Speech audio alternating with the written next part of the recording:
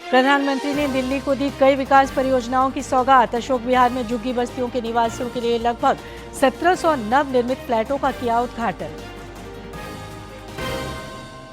धनबाद पहुंचकर राज्यपाल संतोष कुमार गंगवार ने दी एसपी रणधीर प्रसाद वर्मा को श्रद्धांजलि। अखिल भारतीय विद्यार्थी परिषद के प्रांतीय अधिवेशन को भी किया संबोधित। बाबूलाल मरांडी ने महागठबंधन सरकार पर लगाया किसानों की अनदेखी का आरोप। बोले 3200 में धान खरीदने का वादा किया और मात्र 2300 में कर रही खरीदारी। और खूंटी से नक्सली संगठन पीएलएफआई के 3 कुख्यात नक्सली गिरफ्तार। हथियार और नक्सल पर्चा बरामद। 2 जिलों के कई थानों की पुलिस के लिए बन चुके थे सरदर्द।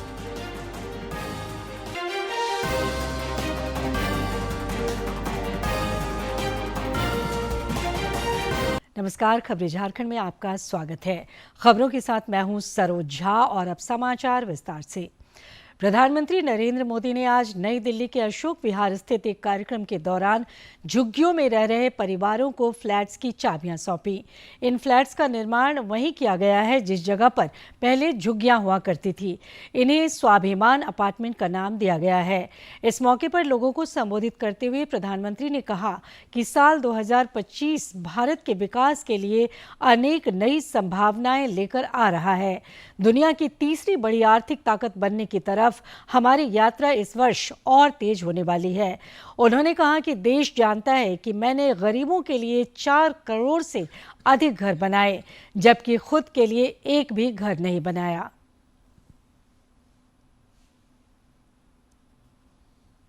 की केंद्र सरकार ने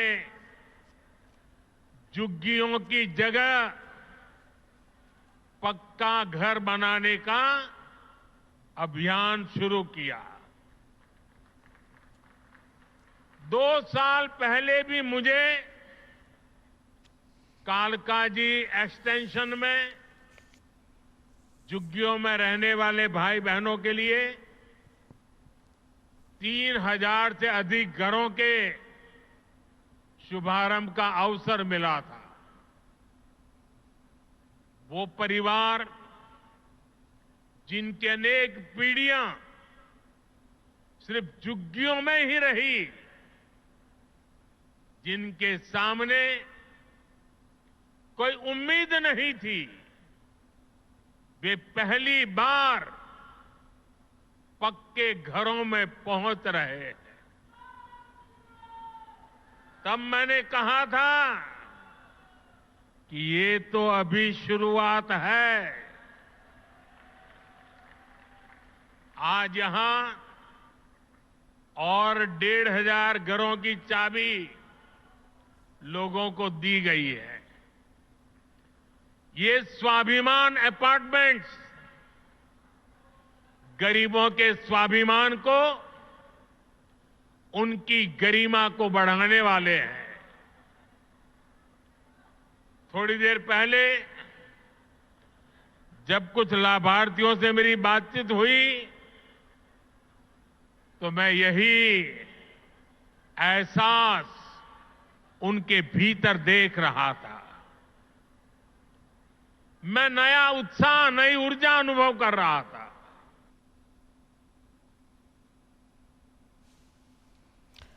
राज्यपाल संतोष कुमार गंगवार ने धनबाद पहुंचकर अमर शहीद पुलिस अधीक्षक रणधीर प्रसाद वर्मा को उनकी 34वीं शहादत दिवस के मौके पर श्रद्धांजलि अर्पित की। इस मौके पर राज्यसभा सांसद दीपक प्रकाश, धनबाद सांसद ढुल्लू महतो, विधायक राज सिन्हा, रागिनी सिंह और शत्रुघ्न महतो समेत दिवंगत पुलिस अधीक्षक की पत्नी रीता वर्मा भी उपस्थित थीं। राज्यपाल संतोष गंगवार ने धनबाद में दिवंगत पुलिस अधीक्षक रणधीर प्रसाद वर्मा के 34वीं शहादत दिवस पर उन्हें श्रद्धांजलि दी। उन्होंने कहा कि जिस देश को बचाने के लिए पुलिस अधीक्षक अपने प्राणों की आहुति दिए, उस देश को कैसे आगे बढ़ाया जा सके, इस पर विचार और कार्य करने की जरूरत है। श्री रणधीर प्रसाद वर्मा जी के कार्यक्रम के संदर्भ में मुझको बताया गया तो और जो सारी बातें सुनी तो हमें लगा कि कम से कम यहाँ आना और यहाँ प्रणाम करना वास्तव में बहुत सी बात समझने की और समझना हमको चाहिए। और वास्तव में देश के लिए बलिदान जिस ढंग का दिया है, हम उसकी केवल कल्पना ही कर सकते हैं। और तब जब पुलिस सेवा का एक 74 बैच का अफसर पूरे धनबाद के लिए नहीं, पूरे देश के लोग जिसको याद करते हैं, ये बात समझ में आती है। इस श्रद्धांजलि सभा में राज्यसभा सांसद दीपक प्रकाश, धनबाद सांसद ढुल्लू महतो, विधायक राज सिन्हा, रागिनी सिंह और शत्रुघ्न महतो भी शामिल हुए। वहीं राज्यसभा सदस्य दीपक प्रकाश और धनबाद सांसद ढुल्लू महतो ने कहा कि आज के पुलिस पदाधिकारियों को शहीद रणधीर वर्मा से प्रेरणा लेने की जरूरत है। वास्तव में आज के पदाधिकारियों के लिए भी, नौजवानों के लिए भी और हम पूरे देशवासियों के लिए वो प्रेरणा के स्रोत है। पदाधिकारियों को तो ज्यादा सीख लेने की जरूरत है, इसलिए एक कर्तव्य पालन करना कैसे किया जाता है देश के लिए, समाज के लिए, रणधीर वर्मा जी से वर्तमान पुलिस प्रशासन को प्रेरणा देना चाहिए। प्रेरणा उनकी कार्यों का प्रेरणा, उनके क्षेत्र में पुलिस और पब्लिक के संबंध का प्रेरणा। मौके पर शहीद रणधीर वर्मा की पत्नी रीता वर्मा समेत बड़ी संख्या में स्थानीय लोग भी उपस्थित थे। धनबाद से अजय कुमार सिन्हा की रिपोर्ट। इधर धनबाद दौरे के क्रम में राज्यपाल संतोष कुमार गंगवार अखिल भारतीय विद्यार्थी परिषद के रजत जयंती प्रांतीय अधिवेशन में भी शामिल हुए। युवाओं को संबोधित करते हुए उन्होंने कहा कि आत्मनिर्भर भारत और 2047 में विकसित भारत के सपने को पूरा करने के लिए सभी युवा अपना योगदान दें।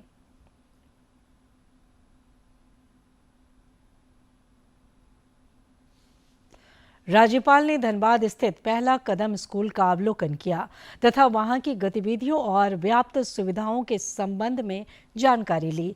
इस दौरान उन्होंने विद्यालय में पढ़ रहे बच्चों से हाथ भी मिलाया और उन्हें भविष्य में बेहतर करने के लिए शुभकामनाएं दी।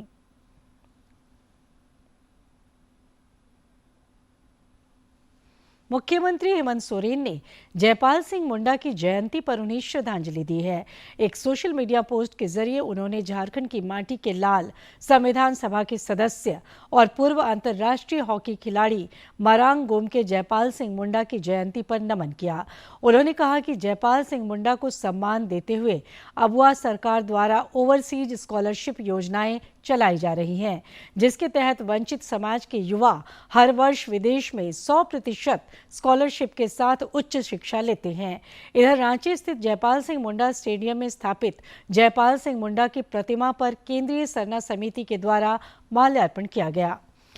जयपाल सिंह मुंडा की जयंती के मौके पर खूंटी के टकरा गांव स्थित उनके समाधि स्थल पर लोगों ने उन्हें श्रद्धासुमन अर्पित किए।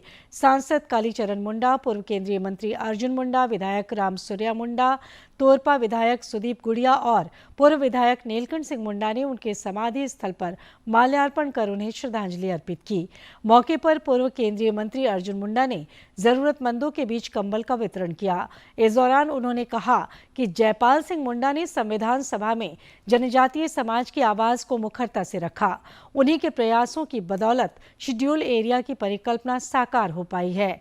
इससे पहले जिला प्रशासन द्वारा भी मरांग गोमके को श्रद्धांजलि अर्पित की गई। उन्होंने संविधान सभा में अपनी आदिवासी समाज की बातों को, जनजातीय समाज की बातों को मुखर होकर के रखते हुए आज जो हम देश में शेड्यूल्ड एरिया की बात कर रहे हैं, उसके मुख्य यदि कहा जाए तो उसके सूत्र मरांग गोम के जयपाल सिंह मुंडा जी थे। सूबे की ग्रामीण विकास मंत्री दीपिका पांडे सिंह ने अबुआ आवास योजना में लाभुकों को तीसरी किस्त की राशि मिलने में देर होने पर अधिकारियों को जमकर फटकार लगाई। उन्होंने कहा कि ऐसे कर्मियों को चिन्हित कर उन पर कार्रवाई की जाएगी। अधिकारियों के साथ क्षेत्र भ्रमण पर निकली ग्रामीण विकास मंत्री ने कहा कि सभी निर्माणाधीन आवासों को प्राथमिकता के आधार पर पूर्ण किया जाए।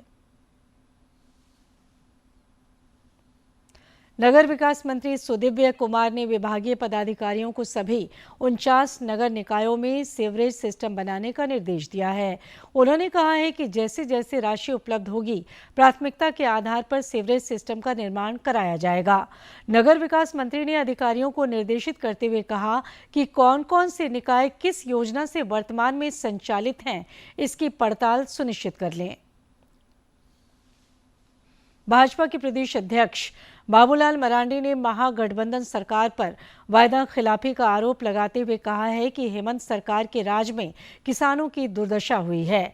प्रदेश कार्यालय में एक प्रेस कॉन्फ्रेंस को संबोधित करते हुए श्री मरांडी ने कहा कि महागठबंधन ने किसानों से 3200 रुपये प्रति क्विंटल धान की खरीदारी का चुनावी वायदा किया था, लेकिन वर्तमान सरकार मात्र 2300 रुपये प्रति क्विंटल की दर से ही खरीदारी कर रही है और उस पर 100 रुपये प्रति क्विंटल का बोनस दे रही है।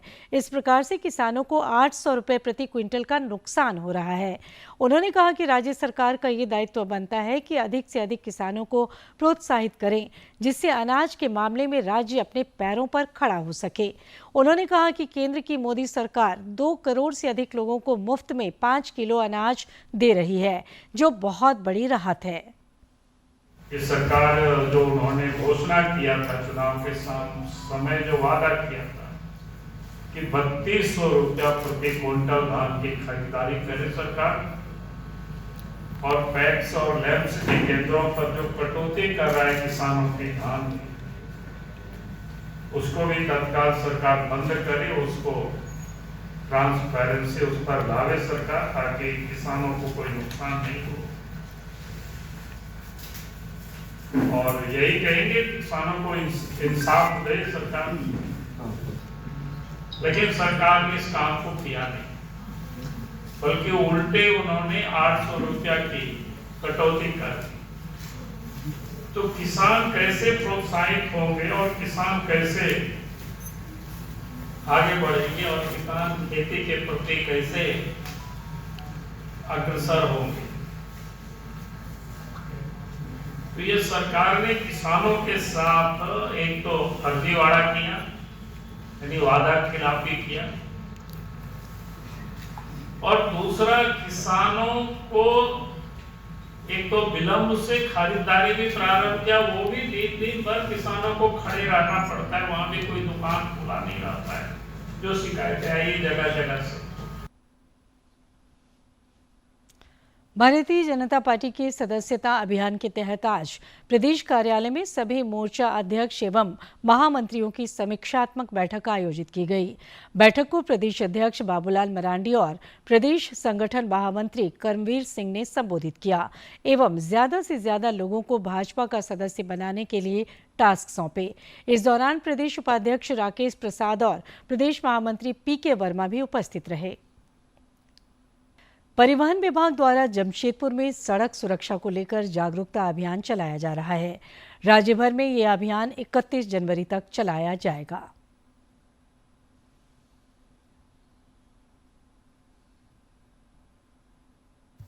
जमशेदपुर में सड़क सुरक्षा को लेकर चलाए गए इस जागरूकता अभियान में वैसे व्यक्ति जो हेलमेट नहीं पहने हैं, उन्हें फूल और माला पहनाकर हेलमेट का महत्व समझाने की कोशिश की जा रही है। चला रहे हैं तो आप हेलमेट अवश्य पहने, यातायात नियमों का पालन करें, तो जो सुरक्षा है आपके खुद के नीचे हाथों में, ठीक है। अन्यथा जैसे आप देख रहे हैं कि जो सड़क दुर्घटना हो रही है, काफी जान जा रही है। नहीं, ये मैसेज दे रहे हो लोगों को, हम एक मोटिवेट कर रहे हैं लोगों को, ठीक है, कि आप हेलमेट पहने। अभियान से जुड़े पदाधिकारियों ने बताया कि लोगों को यातायात नियमों के प्रति सजग और जागरूक बनाने के लिए इसकी शुरुआत की गई है।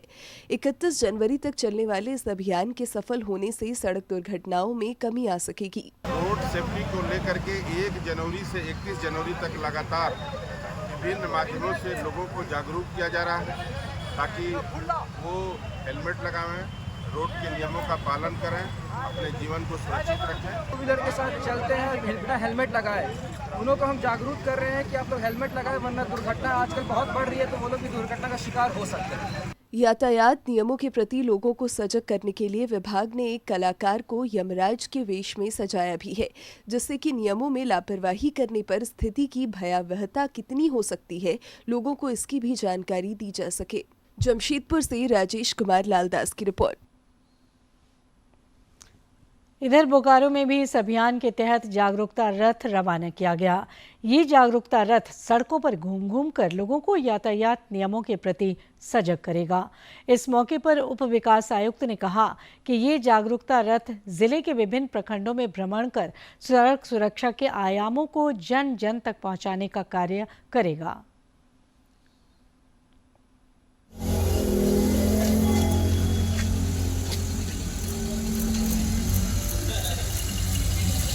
एक जनवरी से 31 जनवरी 2025 तक सड़क सुरक्षा माह मनाया जा रहा है। इस अभियान का सबसे बड़ा उद्देश्य है लोगों को जागरूक करना। सड़क पर जब चलते हैं तो आपका परिवार आपके वापस आने का इंतज़ार करता है। आपके घर में किसी का बच्चा इंतज़ार करता है, किसी की पत्नी इंतज़ार करती है, किसी की बूढ़ी माँ इंतज़ार करती है, किसी के बूढ़े पिता इंतज़ार करते हैं। और आप अपने को अगर सुरक्षित नहीं रखेंगे तो आप ये समझ सकते हैं कि आपके नहीं रहने के बाद आपके परिवार का क्या होगा। तो अपनी सुरक्षा, अपने परिवार की सुरक्षा, अपने राज्य की सुरक्षा, अपने देश की सुरक्षा आपके हाथ में है। खूंटी पुलिस ने कर्रा, तोरपा, जरियागढ़ और गुमला के कमडारा समेत अन्य थाना क्षेत्रों में परेशानी का सबब बन चुके पीएलएफआई के 3 सक्रिय नक्सलियों को गिरफ्तार किया है। इन तीनों नक्सलियों में प्रशांत कुमार, कमलेश गोप और रामदयाल सिंह शामिल हैं। इन्हें जरियागढ़ थाना के बकसपुर जंगल से गिरफ्तार किया गया है। तोरपा के डीएसपी क्रिस्टोफर किरकिट्टा ने गिरफ्तारी का खुलासा करते हुए बताया कि इनके पास से एक देसी कट्टा, 2 जिंदा कारतूस और पीएलएफआई के 14 पर्चे समेत 4 मोबाइल बरामद किए गए हैं। प्रशांत कुमार उर्फ डब्लू, कमलेश, दूसरा है कमलेश गोप उर्फ लंबू और एक रामदयाल सिंह करके है। तीनों को गिरफ्तार किया गया। गिरफ्तारी के बाद तलाशी लेने पर एक देसी कट्टा, 2 जिंदा कारतूस, 4 मोबाइल, पीएलएफआई का 14 पर्चा, एक मोटरसाइकिल बरामद किया गया। कल एसीबी द्वारा रिश्वतखोरी के आरोप में रंगे हाथों गिरफ्तार रांची सदर के सीओ मुंशी राम को एसीबी की विशेष कोर्ट में आज पेश किया गया। सीओ एक जमीन के सीमांकन के लिए 37,000 रुपए घूस लेते पकड़े गए थे। बाद में उनके फ्लैट में छापेमारी के दौरान 11 लाख रुपए से ज्यादा नकद बरामद किया गया था।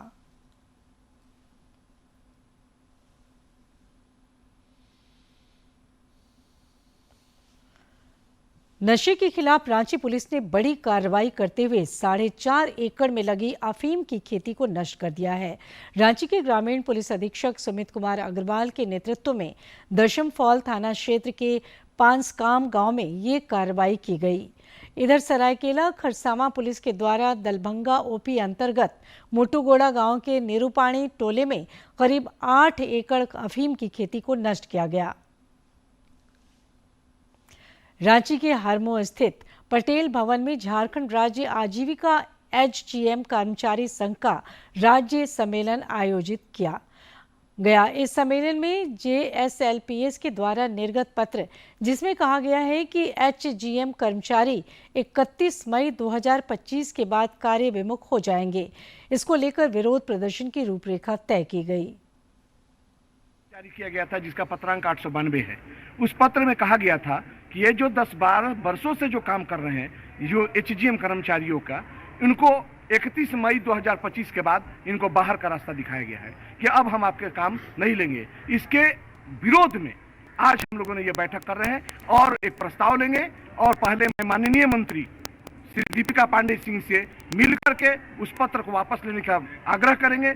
माननीय मुख्यमंत्री श्री हेमंत सोरेन झारखंड सरकार से वापस लेंगे कि आप माननीय मुख्यमंत्री जी से कहेंगे कि इस तरह का ये जुर्म पत्र है, ये इसमें 105 पदाधिकारी कैडर के लोग हैं और 10-12 वर्षों से काम कर रहे हैं। आपका पसंदीदा डीडी झारखंड नए तेवर और नए कलेवर के साथ नए साल में आपके बीच है ताकि पल पल की खबरें आप तक पहुंचे। आपका अपना पसंदीदा डीडी झारखंड, गांव से लेकर कस्बों और शहरों तक की है धड़कन। सटीक, विश्वसनीय और तेज खबरों का भी है आईना। राजनीति के मंच से सत्ता के गलियारों तक, खेत से खलिहान और मनोरंजन से इंफोटेनमेंट तक, खेल के मैदान से रंगमंच की खबरों तक, सब कुछ देखिए हमारे प्रादेशिक समाचार में हर रोज दोपहर 12:30, शाम 6:30 और 7:30 बजे, सिर्फ और सिर्फ डीडी झारखंड पर। और अब कुछ खबर राज्य के विभिन्न जिलों से।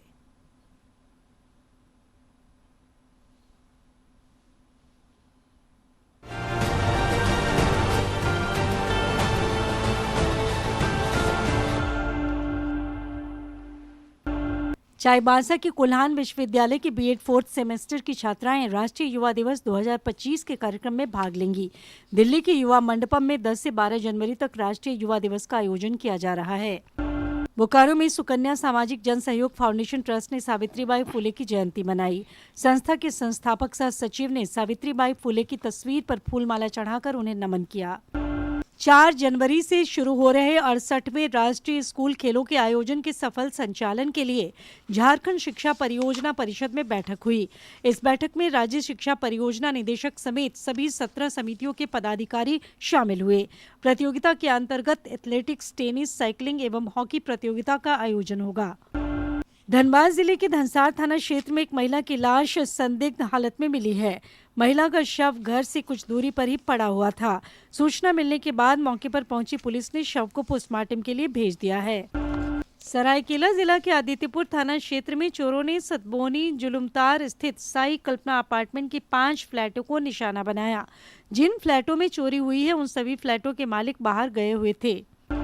रांची पुलिस ने एक संगठित गिरोह का पर्दाफाश किया है। ये गिरोह भीड़भाड़ वाले इलाके से मोबाइल चोरी कराता था। पुलिस ने इस गिरोह के मास्टरमाइंड शिवजी महतो को साहिबगंज जिला के बाबूपुर से गिरफ्तार किया है। रांची के पुंदाग में श्री कृष्ण प्रणामी सेवा ट्रस्ट की ओर से निर्मित श्री कृष्ण प्रणामी सेवा धाम मंदिर का उद्घाटन 5 जनवरी को होगा। इसकी सभी तैयारी पूरी कर ली गई है। ये भव्य मंदिर न सिर्फ राजधानी बल्कि राज्य व अन्य राज्यों के भक्तों के लिए आकर्षण का केंद्र होगा।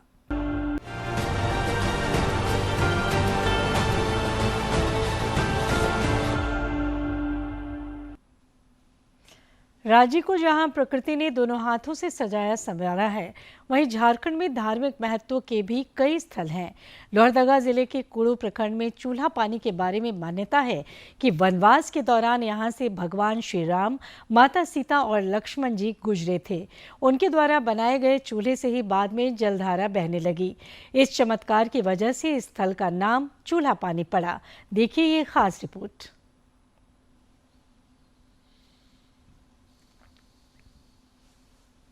लोहरदगा जिले के कूड़ू प्रखंड में चूल्हा पानी दामोदर नदी का उद्गम स्थल कहा जाता है। चूल्हा पानी चारों तरफ से पहाड़ों से घिरा हुआ है, जिसके कारण यहाँ पहुँचने वाले लोगों को कुदरत का मनोरम दृश्य देखने को मिलता है। यहाँ पेड़ की जड़ों से निरंतर जलधारा निकलती है, जो बाद में विशाल दामोदर नदी का रूप ले लेती है।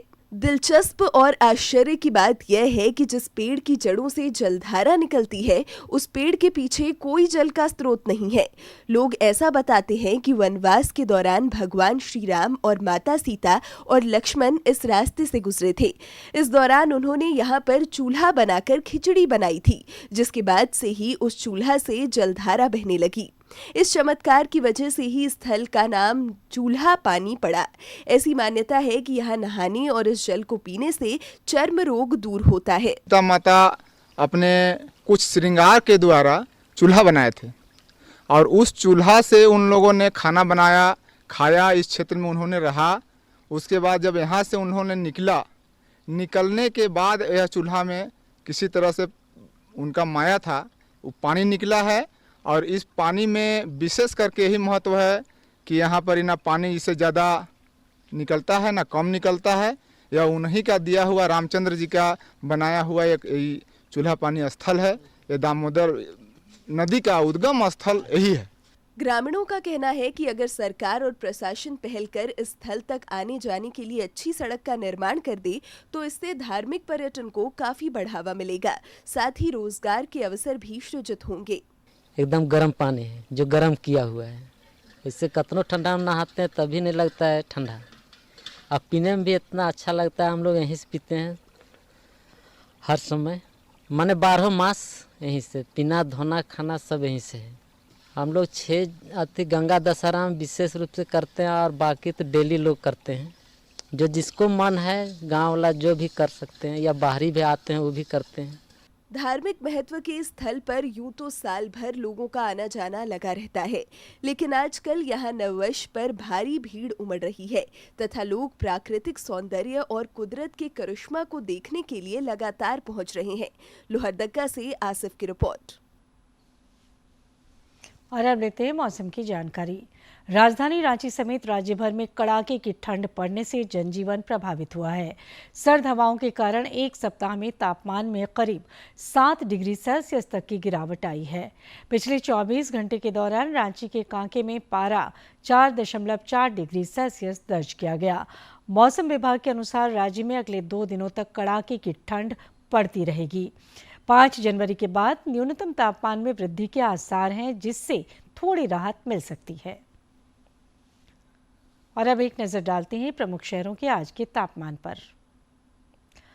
राजधानी रांची का अधिकतम तापमान 22.9 और न्यूनतम 8 डिग्री सेल्सियस रिकॉर्ड किया गया। जमशेदपुर का अधिकतम तापमान 24.2 और न्यूनतम 9.8 तथा डाल्टनगंज का अधिकतम तापमान 21.4 और न्यूनतम तापमान 7.4 डिग्री सेल्सियस रिकॉर्ड किया गया। झारखंड की बेटी और भारतीय महिला हॉकी टीम की कप्तान सलीमा टेटे को अर्जुन अवार्ड से नवाजा जाएगा। सलीमा झारखंड की पहली महिला और दूसरी हॉकी खिलाड़ी हैं जिन्हें अर्जुन अवार्ड के लिए चुना गया है। इस उपलब्धि का श्रेय उन्होंने अपने माता पिता और पूरी टीम को दिया है। डीडी न्यूज संवाददाता ने सलीमा के माता और पिता से विशेष बातचीत की। देखिए ये रिपोर्ट। झारखंड की महिला हॉकी खिलाड़ी सलीमा टेटे को राष्ट्रपति द्रौपदी मुर्मू 17 जनवरी को अर्जुन अवार्ड प्रदान करेंगी। इस घोषणा के बाद जहां सलीमा बेहद खुश हैं और इसका पूरा श्रेय अपने परिवार को दे रही हैं, वहीं दूसरी ओर उनके माता पिता भी फूले नहीं समा रहे हैं। सलीमा की मां सुभानी टेटे ने बताया कि उन्होंने कभी कल्पना नहीं की थी कि उनकी बेटी को ये सम्मान मिलेगा। खुश लागत है कि हमार सलीमा बेटी के बड़का पोस्ट भेटा गलक, लेकिन हमें सलीमा बेटी के बहुत बधाई दे और हमके बहुत परिवार के खुश लागत है, गांव के सबके खुश लागत है, झारखंड के भी खुश लागत है, इंडिया के भी खुश लागत है, सबके खुश है हमके। वहीं सलीमा के पिता सुलक्षण टेटे, जो खुद भी एक हॉकी खिलाड़ी रह चुके हैं, उन्होंने बताया कि बचपन से ही सलीमा उनको देखकर सीखने का प्रयास करती थी। उन्होंने उम्मीद जताई कि आगे भी वो कई बड़े पुरस्कार जीतेंगी। जब मैं हॉकी स्टिक पकड़ करके अपने मैदान में जाता था, उस समय लड़की को लेकर के हम बैठा करके उसे देख रही थी कि वहाँ किस तरह से ड्राइवल किया जाता है और कैसे खेला जाता है। उस समय हम बहुत सिमडेगा जिला के हर कोने कोने पर हम भी खेलते थे और हम लोग का खेल के माध्यम से ही लड़कियों ने देखा और सीखा। इस मुकाम को हासिल करने से न केवल सलीमा के परिवार वाले बल्कि इनके गांव वाले भी काफी खुश हैं। बचपन में सलीमा से हमें बचपन से संगे हैं रहत रही और से हैं खेल कूद करत रही और एखन सलीमा मानक परिवार बहुत संघर्ष से उके पढ़ालाए और बहुत संघर्ष में उकर घर में कुछ नहीं रहे, लेकिन हम बहुत संघर्ष करके एखन आगे बढ़ गेलक। सलीमा दीदी को पुरस्कार मिले हैं, हम लोग पूरा खुश हैं। एक छोटे से गांव बड़की छापर की रहने वाली सलीमा कभी बांस के स्टिक से हॉकी खेलती थीं, जो आज भारत की महिला हॉकी टीम की कप्तान हैं। इस अवार्ड से न केवल उनके माता पिता बल्कि पूरे झारखंड का सीना गर्व से चौड़ा हो गया है। सिमडेगा से मनोज सिन्हा, मनु की रिपोर्ट। और अंत में मुख्य समाचार एक बार फिर।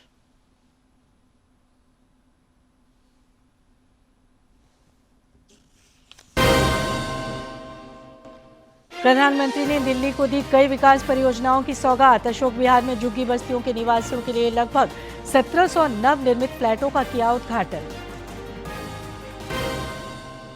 धनबाद पहुंचकर राज्यपाल संतोष कुमार गंगवार ने दी एसपी रणधीर प्रसाद वर्मा को श्रद्धांजलि।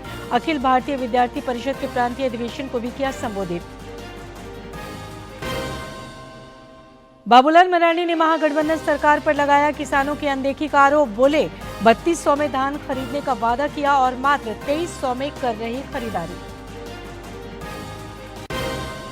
और खूंटी से नक्सली संगठन पीएलएफआई के 3 कुख्यात नक्सली गिरफ्तार। हथियार और नक्सल पर्चा बरामद। 2 जिलों के कई थानों की पुलिस के लिए बन चुके थे सरदर्द।